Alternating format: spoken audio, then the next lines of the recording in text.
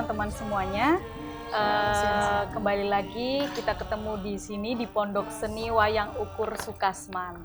Kali ini kita akan latihan dramatic reading dengan lakon Sungsang Bawono Balik. Nah, di sini ada beberapa tokoh. Nanti narator akan dibacakan oleh saya dan bergantian dengan Mbak Dinar. Terus pada adegan 1, Sarajokusumo akan dibawakan oleh Mas Wangwang. Terus Prabu Suyudono oleh Mas Yoyo. Sengkuni oleh Mas Bayu. Durno oleh Mas Probo. Terus Karna oleh Mas Bayu lagi. Lalu di adegan kedua ada Betoro Kresno oleh Mas Bayu. Terus Sarajokusumo masih Mas Wangwang. Siti Sendari oleh Jagat. Terus adegan yang ketiga Semar oleh Mas Bayu dan Gareng oleh Wangwang. Bisa kita mulai ya. Lakon Sungsang Bawono Balik bermula dari adegan di kayangan Jonggri Saloko antara Betoro Guru dan Dewi Umo. Semula, Betoro Guru hanya berniat melihat keadaan dunia bersama Dewi Uma. Mendadak, Betoro Guru bangkit birahinya saat berdekatan dengan Dewi Uma. Ia mengajak Dewi Uma kelon, tapi sang Dewi menolak. Karena kecewa, permintaannya ditolak, Betoro Guru marah dan mengutuk Dewi Uma berubah wujud menjadi raksasa. Tapi baru kali ini sabdo Betoro Guru tidak jadi nyata. Tahu bahwa sumpah suaminya Betoro Guru tidak berarti apa-apa buat dirinya, goncang jiwanya. Maka Dewi Umo, meski tahu ia di pihak yang benar, rela hidup nista. Ia mau mengorbankan dirinya berubah wujud menjadi raksasa, menjadi Dewi Durga. Dari Jonggri Saloko, lakon berpindah ke istana Kayangan Kaneko, tempat berkumpul para makhluk halus. Dan Durga bertemu Batara Nerodo di sana. Sementara di tanah Astino yang diduduki oleh Duryudono dan saudara-saudaranya, 4 putri sedang menari di halaman istana. Kemudian datanglah Sarajokusumo, anak satu-satunya Duryudono yang idiot dan buruk rupa.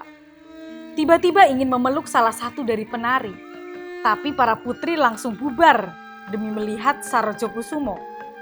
Tak lama kemudian muncul wanita tua jelek yang tubuhnya wangi, dan Sarajokusumo langsung tergila-gila dengan wanita tua itu. Sarajokusumo mengejarnya. Sarajokusumo yang bodoh benar-benar tak bisa membedakan mana perempuan cantik dan mana perempuan jelek. Juga ia tidak tahu cara mendekati wanita. Dan orang-orang seperti Duryudono, Sengkuni, Durno, dan Karno kemudian mewejanginya soal wanita. Aduh, Rama, belikan aku minyak wangi yang termahal, Romo. Kamu ini sudah tergila-gila pada wanita. Minyak wangi termahal ternyata mampu merangsang birahimu daripada gambar porno atau film sekalipun.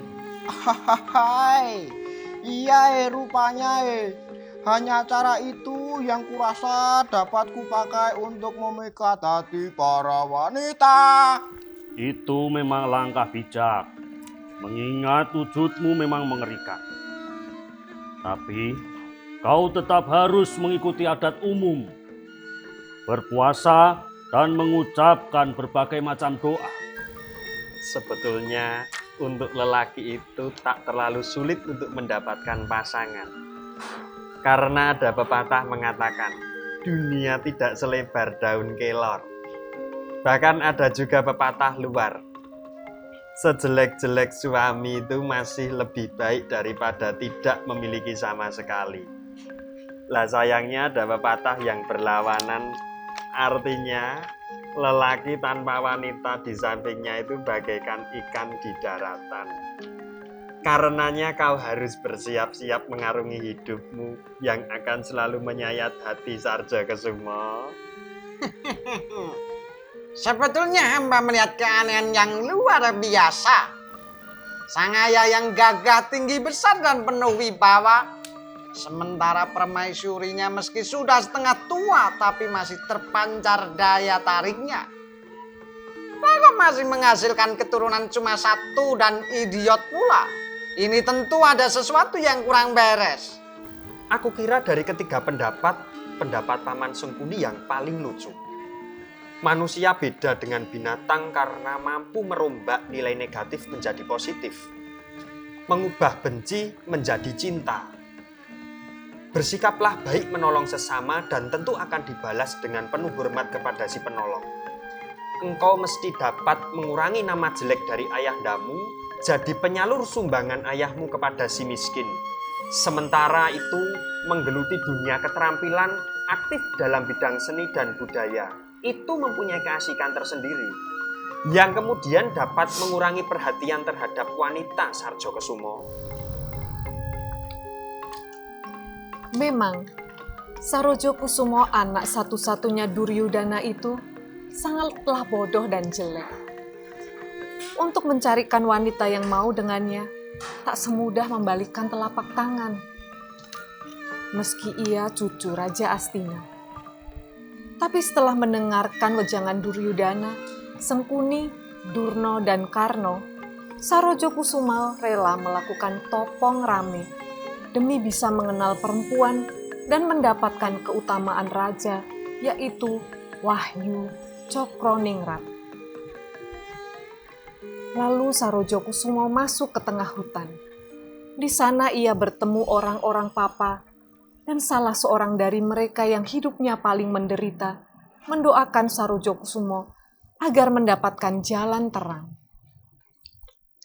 Tiba-tiba datang Batara Naroda dan memberi isyarat gaibnya. Wahyu Cokroningrat kepada Sarjokusumo.